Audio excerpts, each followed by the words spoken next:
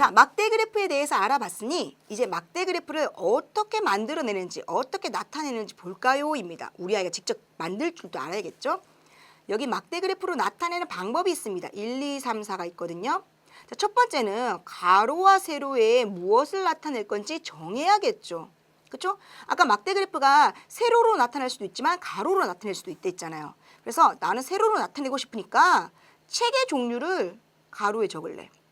그리고 학생 수량을 세로로 적을래. 정하라는 거죠. 가로, 세로를. 그럼 두 번째는 눈금 한 칸의 크기를 정하는 겁니다. 눈금 한 칸을 한 명으로 할 것인가, 두 명으로 할 것인가, 5명으로 할 것인가, 10명으로 할 것인가 정하는 거죠. 그리고 이때 정할 때 전체적으로 그래프를 봤을 때 조산수에서 가장 큰 수까지 나타낼 수 있도록 눈금을 정해줘야 돼요. 총 눈금을. 여기 표를 한번 보시면은 가장 많은 게 만화책이에요. 좋아하는 책별 학생 수. 만화책이 가장 많죠. 그러면 이 7명이 반드시 이 그래프 안에 포함될 수 있도록 칸을 조정해야 한다는 거예요. 0, 5 했으니까 깔끔하게 5칸 더 까서 10까지 나타내주면은 여기 7까지 완벽하게 나타내죠. 그러니까 최소 어떻게 된다? 최소 7까지는 나타날 수 있게 써야 한다. 이겁니다. 그렇죠? 그 다음에 조산수에 맞도록 막대를 그려보세요. 이 말입니다. 그렇죠? 그럼 요렇게 그리면 되겠죠. 저는 요렇게 한 다음에 쪽쪽, 요렇게 한 다음에 쪽쪽 합니다. 그릴 때 중요한 것은, 자, 잠깐 지우고요. 여기서 그릴 때 중요한 것은 어떤 아이들이 귀찮다고 이렇게 그려요. 이렇게 그리면 저는 그 얘기합니다. 너가 지금 중1이니? 이렇게 얘기해요. 중1 도수분포 다각형 그릴 때 그때는 도수분포 다각형 그리기 전이죠. 그때 이제 통계에서 배울 때는 막대를 이렇게 그리거든요. 꽉 채우거든요. 그래가지고 이렇게 채우지 마 이렇게 얘기를 해요. 우리는 지금 4학년 막대 그래프 그리니까 이렇게 가운데에 날씬하게 여기 정중앙에 이렇게 그리는 거야. 이렇게 얘기를 하거든요. 가로 딱 잡고 쪽쪽, 가로 딱 잡고 자로 쪽쪽 이렇게 이쁘게 그리면 되지 않니? 이렇게 얘기를 하거든요. 그리고 제목을 이거 은근히 헷갈려요. 아이들이 헷갈려하는데 제목을 제일 마지막에 씁니다. 좋아하는 책별 학생 수, 좋아하는 책별 학생 수 그래프 마지막 제일 위에 제목을 마지막으로 씁니다. 근데 여기 써 있죠. 엄마, 난 제목을 제일 먼저 멋있게 쓰고 이렇게 그래프 그리고 싶은데요. 그럼 가장 먼저 써도 돼. 그렇죠? 얘가 1번이어도 괜찮아. 괜찮습니다. 그렇죠? 제목을 가장 먼저 써도 됩니다. 자, 그러면 이렇게 그래프가 그려졌고요. 이제 자료를 조사해서 막대 그래프 나타내는 방법을 볼까요? 처음에는 주제를 정하는 거예요. 나는 우리 반에서 핸드폰을 하루에 얼마나 많이 사용하는지 몇 분 사용하는지 아이들에게 물어서 조사를 하고 싶어. 나는 우리 아이들의 키를 조사하고 싶어. 그러니까 각 반의 키를 조사하고 나는 우리 아이들을 일주일 용돈을 우리 반 아이들의 일주일 용돈이 얼마인지를 조사하고 싶어. 여러 가지 있겠죠. 그런 것도 있고 나는 우리 아이들이 가고 싶은 나라를 조사하고 싶어. 조사하고 싶은 종류는 되게 많은데 막대 그래프로 표현하기 좋은 것을 정하는 게 좋겠죠. 그러면 그 다음에는 이제 주제를 정했으면 조사 계획을 세우고 아이들에게 일일이 물을 것인지 종이를 나눠주고 거기에 써라고 할 것인지 그렇죠? 그래서 자료를 조사하기 시작합니다. 조사한 자료를 가져와서 이제 표로 완성한 다음에 막대 그래프로 나타냅니다. 그 다음에는 그리기만 하면 끝이 아니죠. 해석을 할 수 있어야 됩니다. 내용을 분석할 수 있어야 한다는 거죠. 아까 앞에서 내용 쓰는 거 해봤죠. 자료를 해석하는 것까지 하시면 되겠습니다. 여기 플러스 있어요. 표를 보고 막대 그래프로 나타내기 했어요. 가로에는 무엇을 할지 세로에는 무엇을 할지 정한 거죠.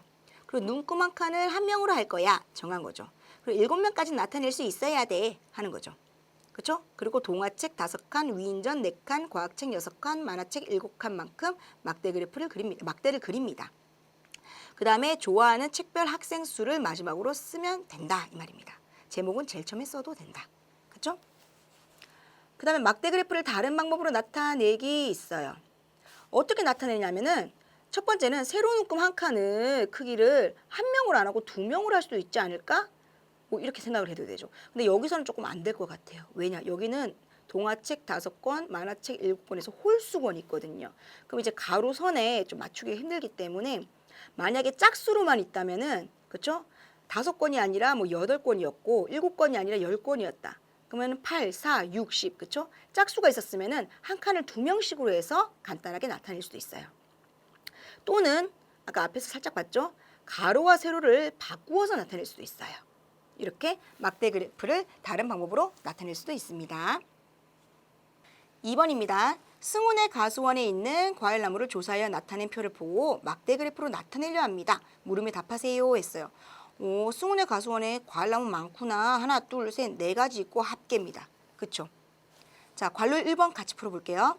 세로 눈금 한 칸이 한 그루를 나타냅니다. 세로 눈금 한 칸이 한 그루. 그러면 사과나무는 몇 칸 해야 될까요? 했어요. 사과나무 찾아봅시다. 14그루죠. 그쵸? 그러면 14칸을 해야 되는군요. 요거는 아이들 할만합니다. 다음 볼까요? 그래서 관로 2번 같이 볼게요. 표를 보고 막대 그래프로 나타내 보세요 됐어요. 이제 진짜 해봐야 되는 거죠. 과일나무 가로 되어 있는 거 확인, 나무수 세로 확인, 단위 확인 됐습니다. 그리고 0에서부터 15까지 했구나. 왜 15까지 했을까요? 가장 큰 게 14그루니까요. 그쵸? 잘 됐어. 자, 그럼 어떻게 하면 되죠? 표를 제일 먼저 써도 돼요. 그냥 과일 똑같이 쓰는 거죠. 표와 똑같은 제목을 쓰면 됩니다. 별, 나무, 수. 됐죠? 자, 이 상태에서 배나무는 12개니까 10에서 2칸 더 가서 그리고요. 감나무는 10에서 그리고요. 귤나무는 10에서 2칸 아래로 8그루 그리고요. 사과나무는 14그루니까 15에서 1칸 내려서 이렇게 그리면 되겠죠. 완료. 완벽합니다. 그렇죠? 이렇게 아이들이 같이 그릴 수 있게 해주시면 되겠습니다. 그럼 이제 관로 3번입니다. 표를 보고 세로 눈금 한 칸을 한 그루 말고 나는 2그루로 하고 싶어요. 그래서 막대 그래프로 나타내 보세요. 이렇게 되어 있어요. 해볼까요? 일단 제목 편하게 쓸게요. 과일 나무별 나무수 이렇게 쓰시고요. 그렇죠? 자, 여기서 세로 눈금 한 칸을 2그루 했다는 것은 다 짝수인가? 12, 18, 14. 우와, 짝수구나. 그래서 가능하구나. 그쵸? 한 칸을 2로 했으니까 0부터 시작해서 2그루, 4그루, 6그루, 8그루, 10그루입니다. 그래서 5칸은 10이구나. 그쵸? 그럼 여기 5칸은 20 쓰면 되겠죠. 20그루. 이렇게 쓰고 시작할게요. 그럼 배나무가 12그루니까 나누기 2를 하면 좀 편하죠. 그쵸? 6칸이구나. 그쵸? 12그루는 6칸. 감나무는 10개를 했으니까 나누기 하면 5칸. 그쵸? 귤나무는 8개를 했으니까 4칸. 사과나무는 14개를 했으니까 7칸. 이렇게 좀 더 낮게, 그쵸? 깔끔하게 그릴 수도 있다는 겁니다.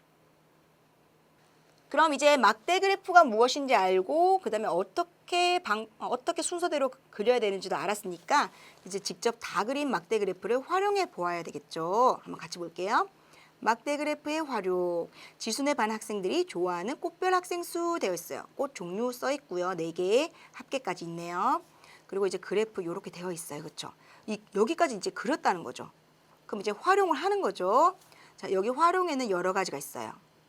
아이들이 이제 이 그래프를 보고 너희가 설명할 수 있는 거 말할 수 있는 게 뭐니? 이렇게 선생님 물으시면 저요 하겠죠. 국화 좋아하는 아이들 5명이에요. 이렇게 얘기 나오겠죠. 장미 좋아하는 학생은 튤립 좋아하는 학생보다 3명 더 많아요. 그렇죠? 튤립을 좋아하는 학생 수는 지금 몇 명이죠? 여기서 6명이네요. 백합 좋아하는 학생 수의 2배예요. 백합이 3명이에요. 그렇죠? 2배. 곱하기도 나왔어요. 그렇죠? 몇 배? 그리고 제가 선호한다는 거, 그렇죠? 가장 많은 학생들이 좋아하는 거 장미네요. 이렇게 돼요. 그리고 여기 마지막 요거 좀 중요해요.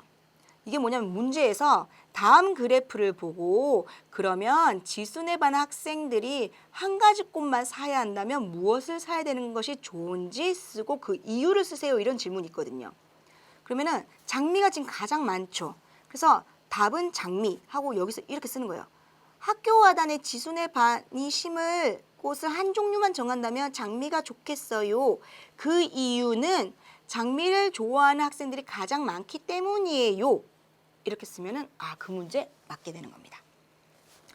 자, 여기 플러스 한번 볼게요. 자료를 막대 그래프로 나타내면 자료의 수량의 많고 적음을 한눈에 비교하기 쉬워요. 이건 아까 뭐라고 얘기했죠? 장점이라고 얘기했죠. 막대 그래프의 장점.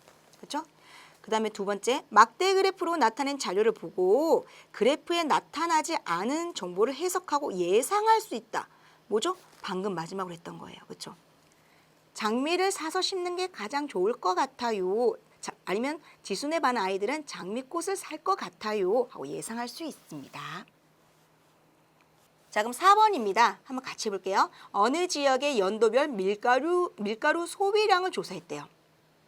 2026년의 밀가루 소비량은 어떻게 변할 것이라고 예상되는지 써보세요 했어요. 여기 보니까 2026년이 없어요. 2년 차이로 해서 그 다음이 2026년인 것 같아요. 그쵸? 근데 지금 이것으로 봤을 때는 어떻게 되죠? 2018년부터 밀가루 소비량이 작게나 크게 점점 증가하고 있어요. 그쵸? 점점 늘어나고 있어요. 그럼 우리 아이들은 여기서 어떻게 예상이라고 쓸 수 있을까요? 밀가루 소비량은 점점 늘어날 것입니다. 이렇게 간단하게 써도 사실 맞아요. 맞지만 조금 더 멋있게 이유를 써야겠죠. 2018년도부터 2024년까지 밀가루 소비량은 상이 늘어남으로, 그쵸? 좀 더 멋있게 늘어남으로 2026년은, 그쵸? 2024년보다 더 늘어날 것이다. 이렇게 쓰면 좀 더 멋있겠죠? 그래서 세 줄이 있나 봐요. 그쵸? 아이들이 이렇게 쓰면 좋고요. 그래서 언제부터 언제까지 점점 늘어나니까 그래서 2026년이 주인공이죠. 2026년은 그 바로 직전 2024년보다는 더 늘어날 것이에요. 이렇게 쓰면 좋겠습니다. 근데 좀 귀찮은 아이들은 2026년은 더 늘어날 것이다. 더 귀찮은 아이들은 그냥 더 늘어날 것이다. 이렇게 쓰거든요. 이왕이면 예상하는 것이니까 멋있게 해석을 하면서 예상을 해보자. 이렇게 유도해 주시면 좋을 것 같아요.